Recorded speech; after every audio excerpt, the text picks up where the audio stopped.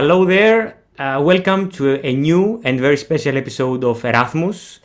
On the microphone, Nikos Dionysatos. And Iasonas Kolyvas. And today we have the Ukrainian episode with... A special episode. Super special. Exactly. Yeah, with... Anastasia and Yulia. Double guests. Double trouble. Double trouble today. So, I mean, shall we start like... with a small introduction. With a small introduction. So, girls, what do you study back home? And what do you study in Pantheon here? Okay, so as for me, in my home university, I study international relations, and like here, it's almost the same. So it's also international relations, but here I am also in department of media, communication, and culture. So I have also some classes from this department.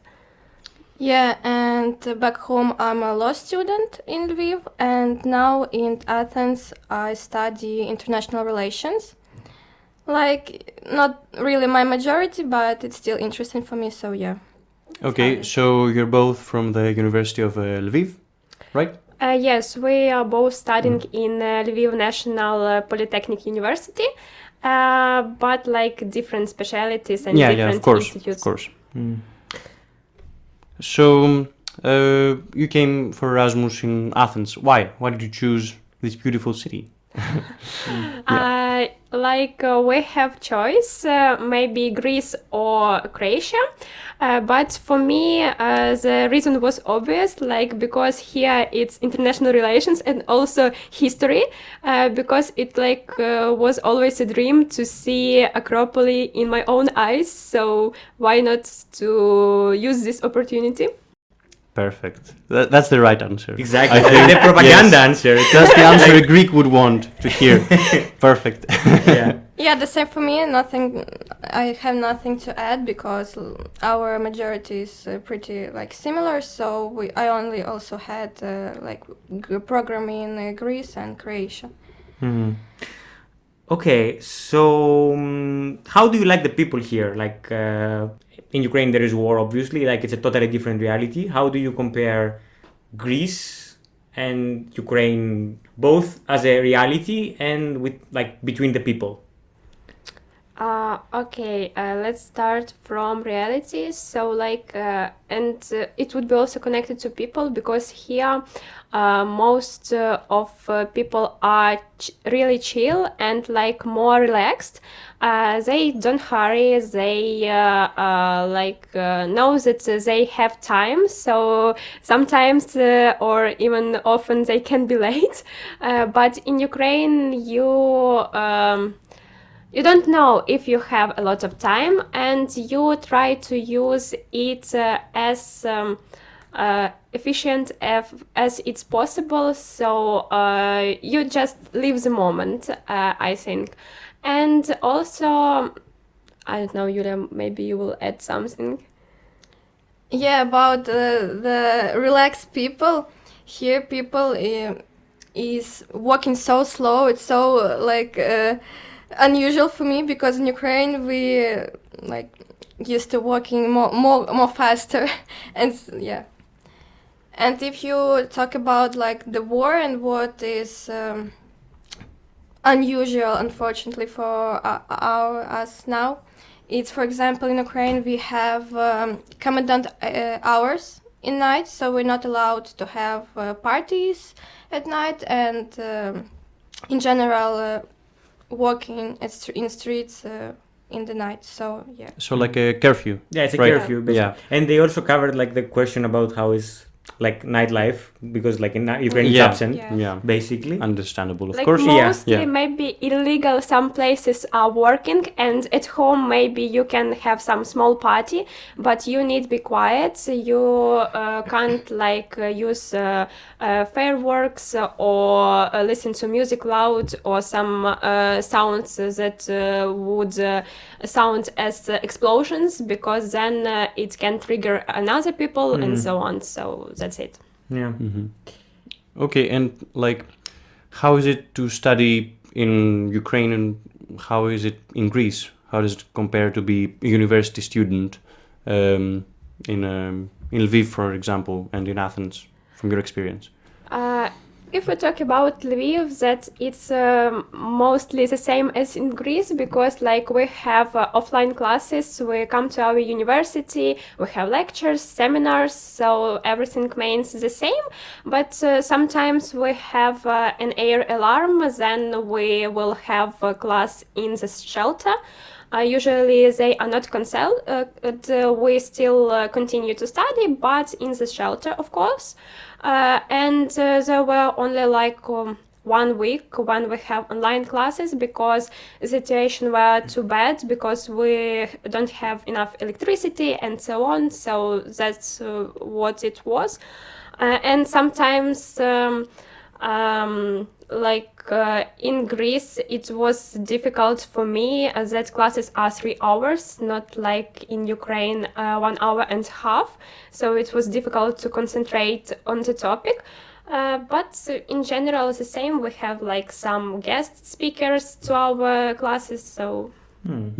So that goes to all the Greek students who do not attend all their classes. You're right, guys. In Ukraine, they're getting bombed and they go to university. Okay, so you should like think about that. Yeah. And we're really happy Wow. and we're really happy that we have chance to visit like our classes offline, because a lot of Ukrainian universities switch to online format, because it's not impossible in some areas. So yeah. Yeah. Yeah, I Okay. mean, it's a tragedy. I mean, it's very harsh. I have a very specific question that I think it's not on our list, but like I'm curious as well.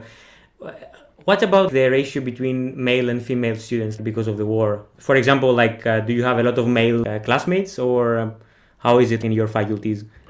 I guess it depends on the major you choose, because like if we talk about some humanitarian stuff, then mostly there are women, not men. But if we talk about something with mathematics, we also have some stuff with engineering, then there are more boys than girls. Okay, so there is deferment. You can take a deferment from the army, like a postponement. Honestly, now they changed the law, so like it's only for like your first education, higher education, and also it can be postponed if you are under 25. If it's over 25 and like it's your second major, then it isn't. You mean second major, like the major, not the bachelor, right? Like yeah, Or like you mean like the bachelor's, not the master's? It doesn't matter. Okay. Like Ah, if okay. it's your second bachelor Degree. or second master, yes, second Okay. degree. okay. Yeah. Interesting. Okay, let's go like back to Athens. So when you came here, what did you observe about, let's say, the culture, music, or like dances, Greek dances, or even like art in a museum? Did you observe anything interesting about Greek culture or something? Honestly, I was already like so I know a little bit about Greek culture, as I was a member of some ERAÞMUS programs, and we have Greek participants. So I also dances few of Greek dances, but here the most impressive thing was for us graffitis, because there are like really a lot of them, and in Ukraine usually we try to cover them, or just ask for permission, and it usually are like murals, not some such stuff as here.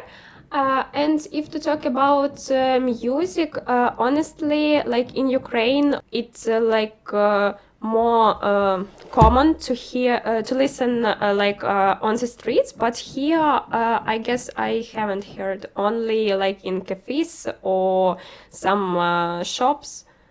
You mean like street musicians? Yeah. Yeah, okay. Yeah, we do kind of have that though, a bit, right? in the streets. We have street musicians. Yeah, I mean, in the center of town. but it not in depends on the neighborhood, I think. Like, Yeah. it depends on when you go, like where you go, like in Athens, basically.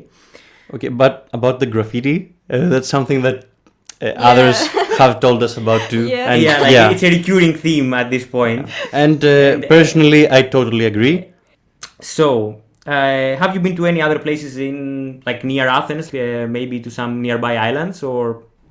Yeah, we visited island Egina. It's island not far from Athens. We were there for only one day, but it's still, like, we enjoyed it. This island is famous for pistachio gardens, and actually, in comparison to Athens, this island was pretty calm, and we really enjoyed. Maybe because it's not really the tourist season, but yeah, we saw pretty charges.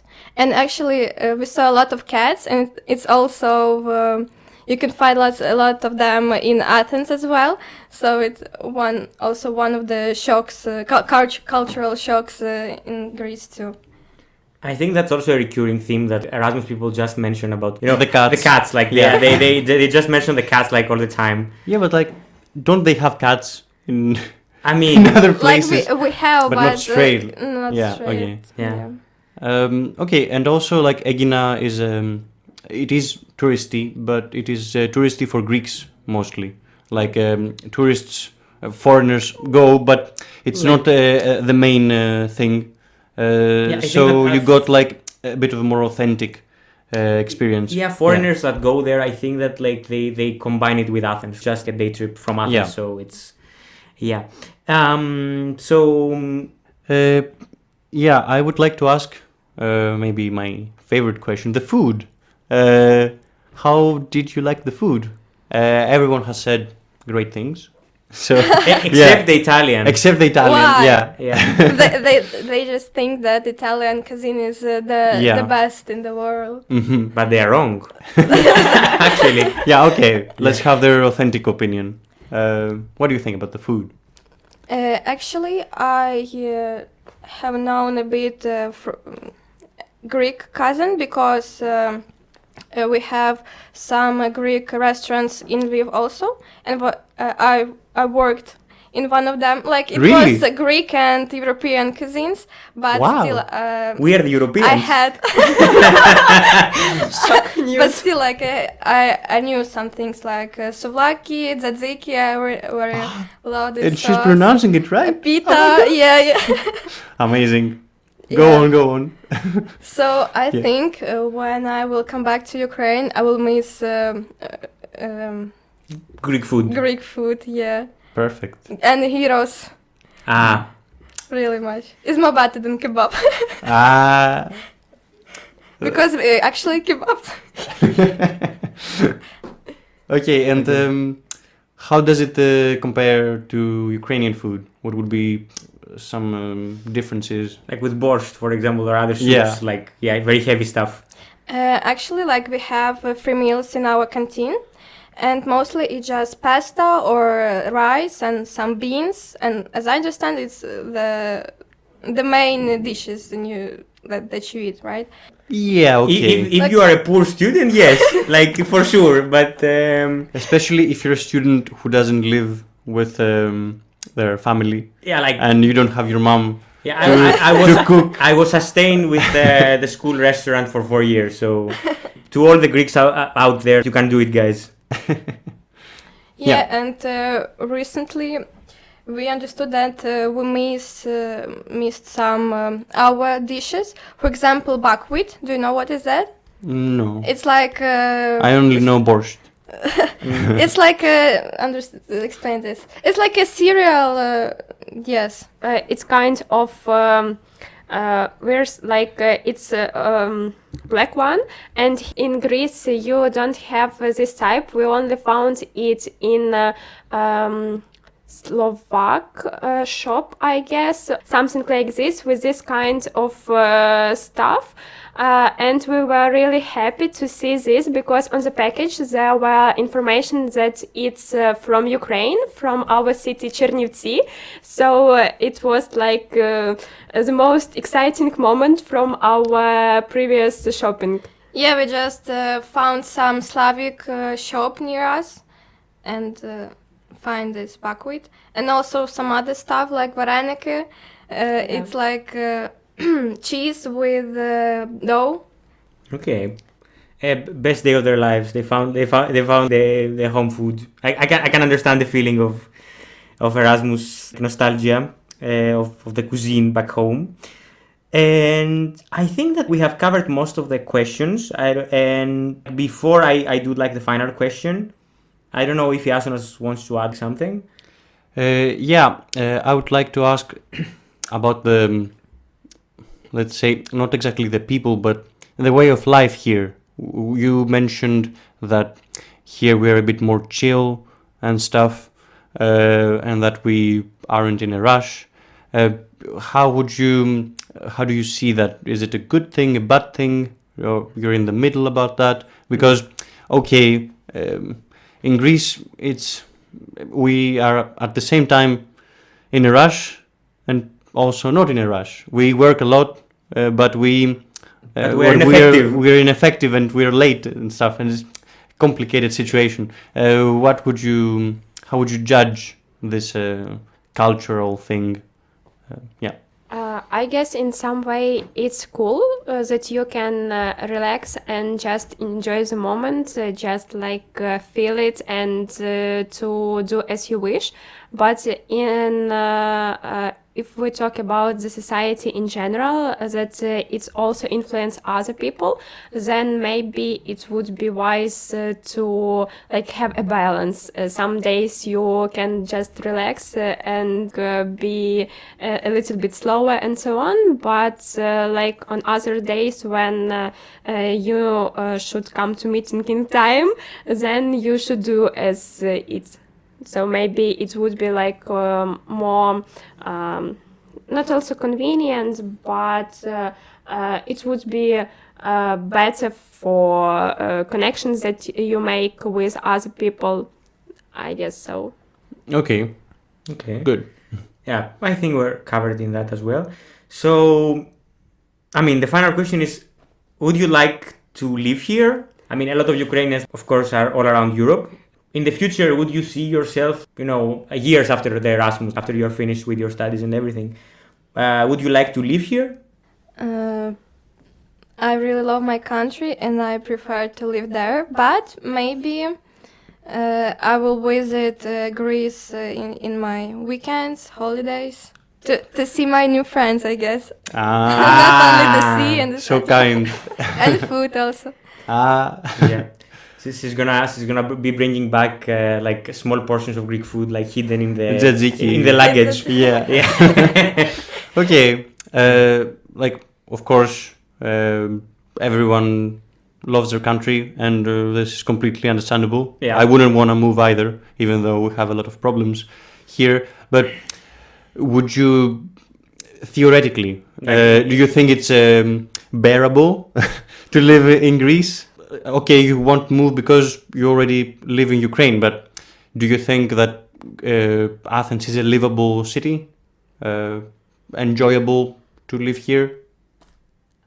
I guess that as any capital, it's difficult to get used to it because there are a lot of different people from different countries, from different cultures, and also they have different ways of life.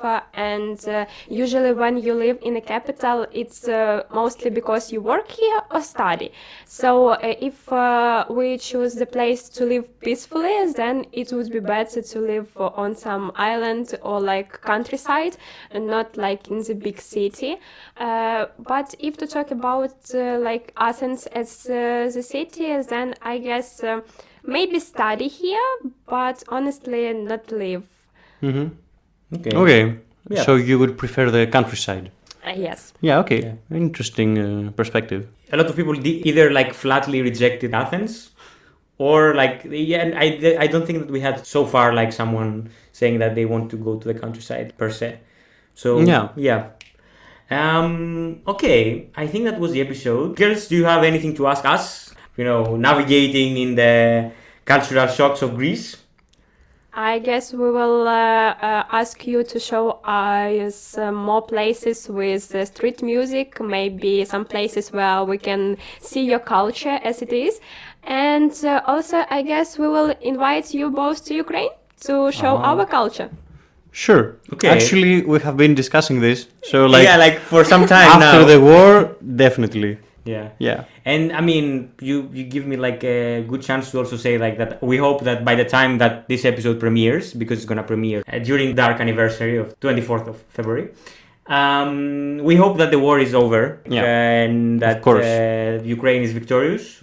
And we want to also say like to all Ukrainians out there, and to remind to also ERATHMUS people and Greek people as well, that we unequivocally support Ukraine through this extremely difficult period. And as a podcast, we just need to say it out loud that we're with Ukraine. This podcast supports Ukraine unequivocally, and we want to see peace, but peace that is a fair resolution to real everything. Peace. Yeah, real peace. Yeah, a legitimate one. Exactly. So I think the only thing we can say at the end is Slava Ukraini. Heroiam Heroiam Slava. Slava Ukraini. Thank you, guys. Perfect. Thank you for listening. And thank you, girls, for being here and giving us like the Ukrainian perspective. Yeah, thank you anytime. for having us Anytime. Anytime. Brand ambassadors of the country. Yeah, of course. So don't forget to like, subscribe, and send it to your friends everywhere. Goodbye from us all. And Goodbye. And see you in the next episode. See you in the next episode. And our dear Ukrainians need to say it in Ukrainian as well. Bye. Bye. That was like the most Eurovision thing ever. Yes. I think. Yeah. So nice. They also hold the Ukrainian flag. It's like they're literally like representing the country. So, yeah. See you around, guys. See ya.